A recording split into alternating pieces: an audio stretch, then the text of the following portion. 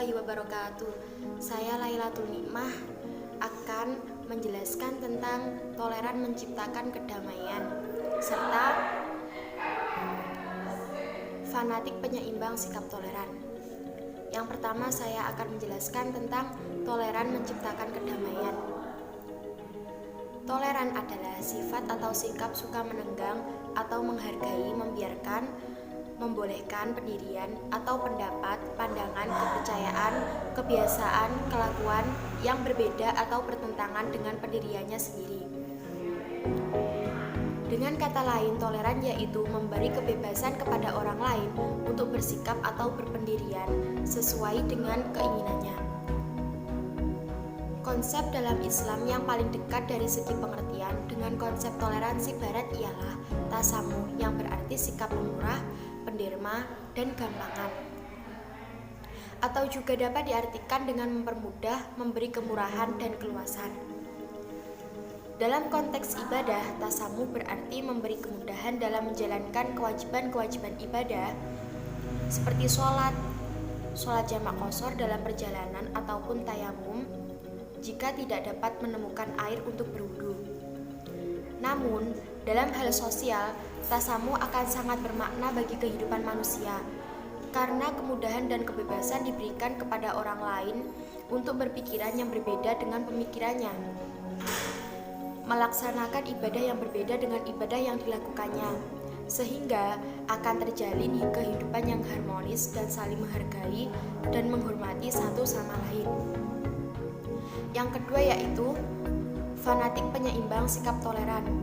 Ada dua istilah Islam tentang sikap fanatik. Yang pertama yaitu istiqomah. Istiqomah adalah keteguhan hati. Dan yang kedua adalah tashub. Tashub adalah fanatik buta. Dari dua istilah tersebut menunjukkan bahwa fanatik memiliki positif dan negatif. Sehingga fanatik yang berlebihan akan sangat membahayakan bagi kerukunan hidup umat Islam dimanapun berada. Kisah tentang sikap fanatik buta di zaman Rasulullah dikisahkan dalam suatu hadis yang diriwayatkan oleh Amr bin Dinar radhiyallahu anhu dari Jabir bin Abdullah radhiyallahu anhu.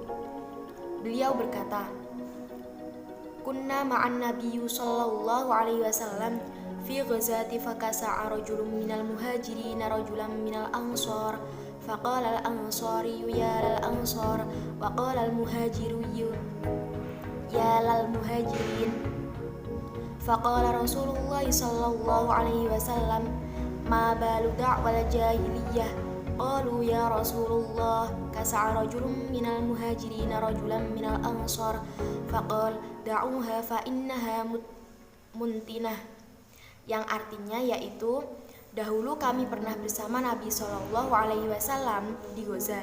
Lalu ada seorang laki-laki dari kaum muhajirin yang memukul pantat seorang lelaki dari kaum ansor. Maka orang ansor tadi pun berteriak, "Wahai orang ansor, tolong aku." Orang muhajirin tersebut pun berteriak, "Wahai orang muhajirin, tolong aku." Maka Rasulullah Shallallahu Alaihi Wasallam bersabda, "Seruan jahiliyah macam apa ini?" Mereka berkata, "Wahai Rasulullah, seorang muhajirin telah memukul pantat seorang dari kaum ansor." Beliau bersabda, "Tinggalkan hal itu, karena hal itu adalah buruk." Hadis riwayat Al-Bukhari dan yang lainnya. Saya Lailatul Fauziyah akan menjelaskan tentang belajar toleransi dari Quran Surah Al-Kafirun dan Quran Surah Al-Bayyinah. Yang pertama, Quran Surah Al-Kafirun. Turunnya Quran Surah Al-Kafirun dilatar belakangi oleh ajakan kaum musyrikin Quraisy yang selalu berupaya untuk membendung dakwah Rasulullah SAW dengan bujukan sampai dengan cara penyiksaan dan intimidasi mengalami kegagalan. Akhirnya ada gagasan untuk mengajak kompromi Rasulullah SAW. Mereka mengajak Rasulullah beserta para sahabat untuk menyembah Tuhan mereka dengan cara mereka menyembah selama 1 tahun. Kemudian 1 tahun berikutnya mereka bersedia untuk menyembah Allah Subhanahu wa Ta'ala dengan tuntunan Rasulullah. Dari peristiwa itu, lalu Allah mewahyukan kepada Rasulullah SAW sebagai respon ajakan kaum musyrikin Quraisy. Namun, Rasulullah dengan tegas menolak dengan mengatakan, "Aku tidak akan menyembah apa yang kamu sembah." Dan beliau pun menyatakan bahwa mereka, orang-orang kafir Quraisy pun tidak akan dengan ikhlas dan sepenuh hati menyembah Allah sebagai mana yang mereka janjikan. Dan pada ayat terakhir semakin jelas sikap yang ditunjukkan Rasulullah dalam hal akidah, bahwasanya dalam hal beribadah maka kita berhak untuk melaksanakan ajaran sesuai dengan tuntunan agama kita. Yang kedua, Quran Surah Al-Bayyinah. Ahli kitab adalah orang-orang Yahudi dan Nasrani, dan yang dimaksud dengan orang-orang musyrik adalah para penyembah berhala dan api, baik dari masyarakat Arab maupun non-Arab. Allah berfirman dalam ayat 1 yang artinya orang-orang kafir, yakni ahli kitab dan orang-orang musyrik, mengatakan bahwa mereka tidak akan meninggalkan agamanya sebelum datang kepada mereka bukti yang nyata.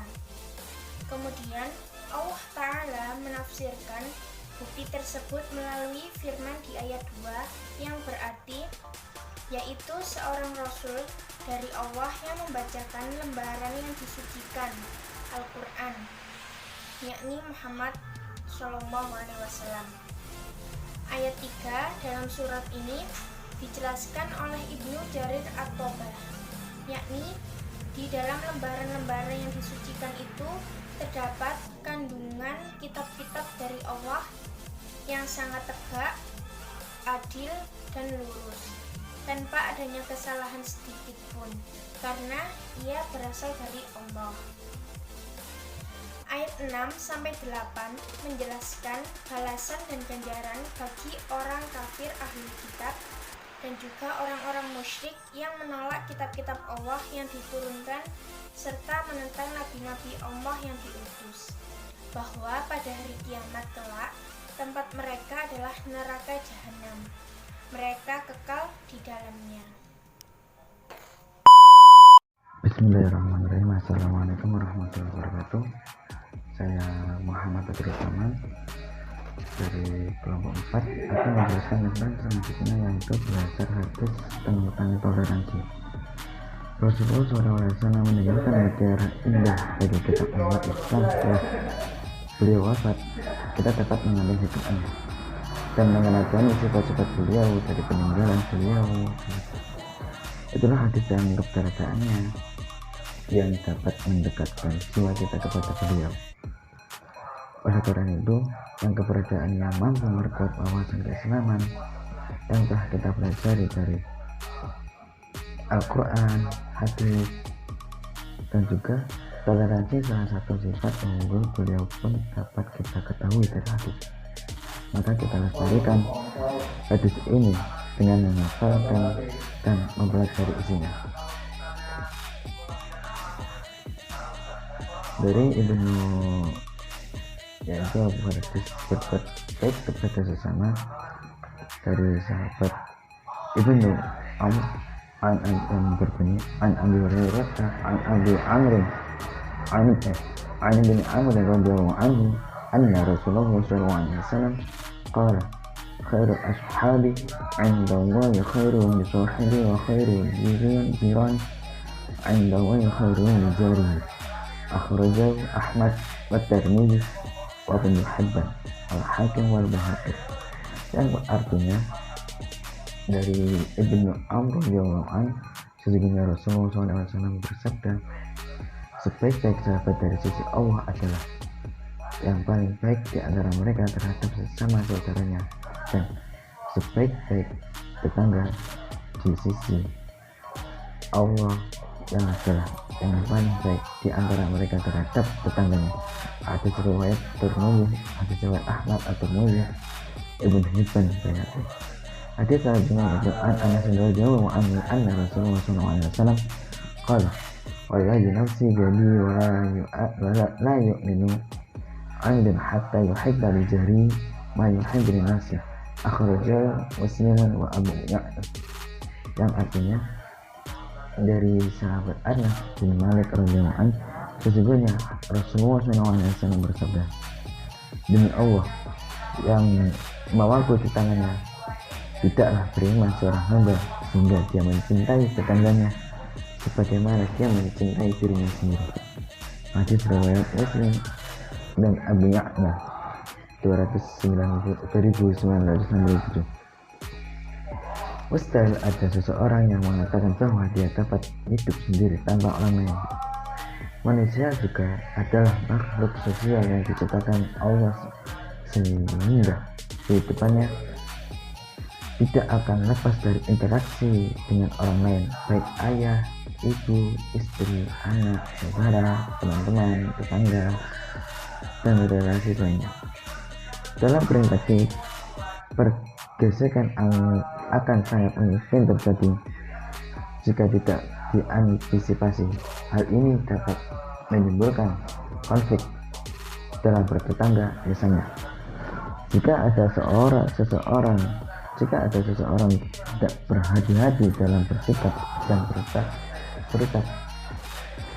maka bukan tidak mungkin kesalahpahaman akan terjadi, karena masing-masing individu memiliki perbedaan yang kita tidak menghargai perbedaan tersebut dan saling ingin menang sendiri, merasa baik sendiri, merasa benar sendiri, maka tali persaudaraan pasti akan terputus dan kerukunan tidak akan bisa terjaga.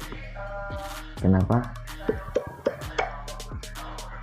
Karena maka hadis tersebut mengingatkan kita agar lebih bisa memosisikan diri kita sebagai orang yang bisa menghargai dan berusaha untuk bisa berbuat baik, dengan tanpa meninggalkan batas norma agama dan sosial yang berlaku.